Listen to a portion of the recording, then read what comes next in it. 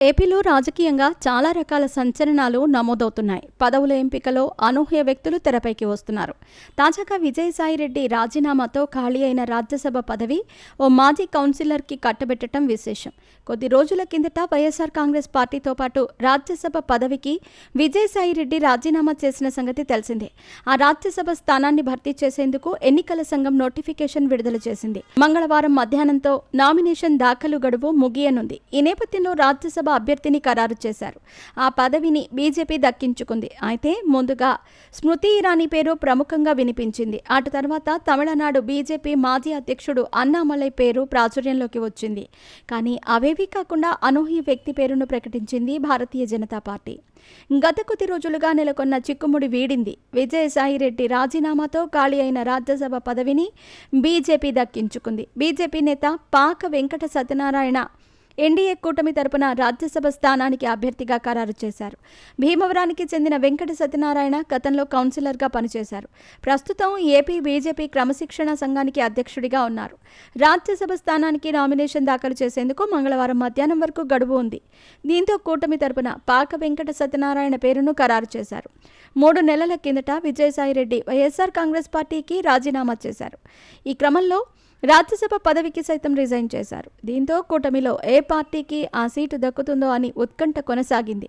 చివరకు విజయసాయిరెడ్డి బీజేపీలో చేరి రాజ్యసభ పదవి పొందుతారని కూడా ప్రచారం జరిగింది. కానీ అటువంటిదేమీ జరగలేదు. తమిళనాడు బీజేపీ మాజీ చీఫ్ అన్నామలై పేరు ప్రముఖంగా వినిపించింది. తమిళనాడు బీజేపీ అధ్యక్షుడిగా ఉన్న ఆయన దూకుడుగా ఉండేవారు. అయితే ఉన్న ఫలంగా ఆయనను మార్చారు. రాజ్యసభ పదవి ఇచ్చి కేంద్ర మంత్రివర్గంలో తీసుకుంటారని ప్రచారం జరిగింది. వచ్చే ఏడాది తమిళనాడు అసెంబ్లీ ఎన్నికలు జరుగుతున్న దృష్ట్యా అన్నామలైను ప్రమోట్ చేస్తారని అంతా భావించారు. మరోవైపు ఢిల్లీకి చెందిన మహిళా నేత స్మృతి ఇరానీ పేరు కూడా వినిపించింది. 2019 ఎన్నికల్లో రాహుల్ గాంధీని ఓడించడంతో ప్రధాని మోదీ ఆమెను కేంద్ర మంత్రివర్గంలోకి తీసుకున్నారు. 2024 సార్వత్రిక ఎన్నికల్లో మాత్రం ఆమెకు ఓటమి తప్పలేదు. అందుకే ఏపీ నుంచి రాజ్యసభకు ప్రమోట్ చేసి కేంద్ర మంత్రివర్గంలోకి తీసుకుంటారని కూడా తెగ హడావుడి నడిచింది. కానీ ఆ ఇద్దరు నేతలను కాదని ఒక సామాన్య బీసీ నేత పాక సత్యనారాయణను ఎంపిక చేసింది బీజేపీ హైకమాండ్. ఆది నుంచి విజయసాయిరెడ్డి రాజీనామా చేసిన రాజ్యసభ పదవి కోసం బీజేపీ పట్టుబట్టింది. చంద్రబాబుతో పాటు పవన్ కూడా ఉదారంగా వ్యవహరించారు. అయితే ఇటీవల ఢిల్లీ పర్యటనలో చంద్రబాబు కీలక ప్రతిపాదన చేసినట్టు ప్రచారం జరిగింది.